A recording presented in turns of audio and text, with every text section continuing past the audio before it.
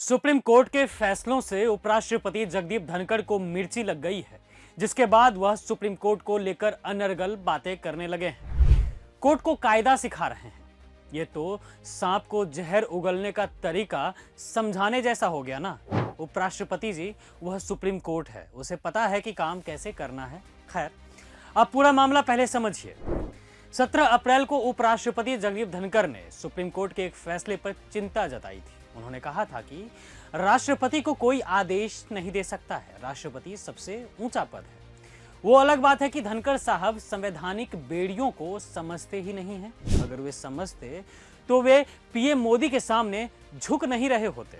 अगर वे समझते तो उन्हें पता होता कि संवैधानिक मूल्य भारतीय लोकतंत्र में सबसे ऊंचे पद पर है। उससे ऊंचा पद ना तो राष्ट्रपति का है और ना ही प्रधानमंत्री का। खैर, धनखड़ ने सुप्रीम कोर्ट के उस आदेश पर अपनी ना जरूरत गर्मी को दिखाया है, जिसमें कोर्ट कहता है कि राष्ट्रपति और राज्यपालों के लिए सदन से पारित बिलों पर फैसला लेने के लिए 3 महीने का समय हो। अगर नहीं तो विधेयक कानून बन जाएगा।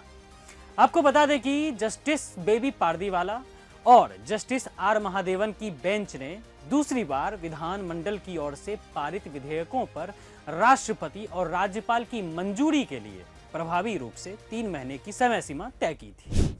इस मामले पर धनखड़ कोर्ट को नसीहत देने पर उतारू हो गए हैं। राज्यसभा इंटर्न के 6ठे बैच को संबोधित करते हुए उपराष्ट्रपति जगदीप धनखड़ ने कहा है कि अब आर्टिकल 142 एक ऐसा न्यूक्लियर मिसाइल बन गया है जो लोकतंत्र को 24 घंटे धमकाता रहता है। उन्होंने पूछा, न्यायालय अगर राष्ट्रपति को निर्देश देने लगे कि इतने समय में फैसला लो वरना वो कानून बन जाएगा, तो क्या ये संविधान की मर्यादा का उल्लंघन नहीं है? आप ये भी जान लीजिए कि सुप्रीम कोर्ट ने तमिलनाडु विधानसभा से पारित 10 बिलों को लेकर एक फैसला दिया था, जिसमें राष्ट्रपति से लेकर राज्यपालों तक के लिए विधानसभाओं से पारित बिलों पर फैसला लेने के लिए 3 महीने की डेडलाइन तय की थी। क्योंकि इस सभी विधेयकों को रोक दिया गया था, इस मामले में सुप्रीम कोर्ट ने माना था कि तमिलनाडु के राज्यपाल एन रवि गलत है। फिर सुनवाई करते हुए कोर्ट ने राज्यपालों के साथ साथ राष्ट्रपति को समय सीमा में ही नहीं बांधा, बल्कि उन सभी विधेयकों को भी मंजूरी दे दी जिन्हें राज्यपाल एन रवि ने रोक रखा था। देखिए, इस बात में कोई शक नहीं है कि जहां बीजेपी की सरकार नहीं है, वहां मोदी सरकार ने अपने ऐसे लोगों को बैठा रखा है जो राज्य में काम ही नहीं होने दे रहे हैं। और तमिलनाडु के मुख्यमंत्री स्टालिन और राज्यपाल एन रवि के बीच कितनी बनती है, ये पूरे देश को पता है। खैर, अब इस बात को लेकर उपराष्ट्रपति जगदीप धनखड़ भयंकर नाराज चल रहे हैं सुप्रीम कोर्ट से और कह रहे हैं कि भारत का राष्ट्रपति बेहद ऊंचा पद है, जो संविधान की सुरक्षा, संरक्षण और बचाव की शपथ लेता है। हालिया फैसले में राष्ट्रपति को निर्देश दिए गए हैं। हम किस दिशा में जा रहे हैं, देश में क्या हो रहा है, देश में क्या हो रहा है, ये सवाल धनखड़ जी आप पूछ किससे रहे हैं? मोदी सरकार से पूछिए ना, जिन्होंने अपने तानाशाही फैसलों से लोगों का जीना हराम कर रखा है।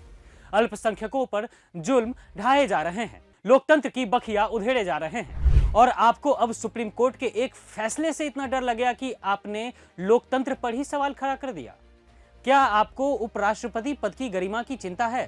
खैर, आपको बता दें कि धनखड़ ने यह भी कहा है कि राष्ट्रपति को कहा जा रहा है कि वह तय समय में फैसला ले वरना वो कानून बन जाएगा। हमारे पास ऐसे जज हैं जो कानून बनाएंगे, जो कार्यकारी कार्य करेंगे, जो सुपर संसद की तरह व्यवहार करेंगे और उनकी कोई जवाबदेही नहीं होगी, क्योंकि देश का कानून उन पर लागू ही नहीं होता है। धनखड़ को सुप्रीम कोर्ट से इतना डर लग गया है कि उन्होंने कोर्ट पर ही आरोप लगा दिया है। किस बात को लेकर? जज जस्टिस यशवंत वर्मा के घर में पाए गए नोटों की बोरियों को लेकर। धनखड़ ने कहा है कि राजधानी दिल्ली में 14-15 मार्च की रात एक हाईकोर्ट जज के घर जो कुछ हुआ, उस पर 1 हफ्ते तक चुप्पी क्यों रही? क्या ये देरी सिर्फ संयोग था या फिर सोची समझी रणनीति?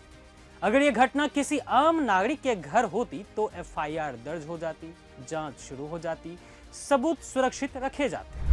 लेकिन जब बात एक न्यायाधीश की होती है, तब नियम बदल दिए जाते हैं। संविधान केवल राष्ट्रपति और राज्यपाल को अभियोजन से छूट देता है, फिर न्यायपालिका को ये विशेषाधिकार किसने दिया? देख रहे हो विनोद, सुप्रीम कोर्ट से सवाल पर सवाल कर रहे हैं धनखड़ जी, लेकिन इनमें इतनी भी हिम्मत नहीं है कि ये अपनी सरकार मोदी सरकार से पूछें कि देश में ये सब क्या चल रहा है जो आजकल हो रहा है। वक्फ कानून तो बना दिए, लेकिन उसमें कोई हिंदू शामिल क्यों होगा? क्या ये करके किसी की धार्मिक भावनाओं को ठेस नहीं पहुंचाया जा रहा है? बिल्कुल पहुंचाया जा रहा है। पर धनखड़ जी ये सवाल मोदी सरकार से नहीं पूछेंगे।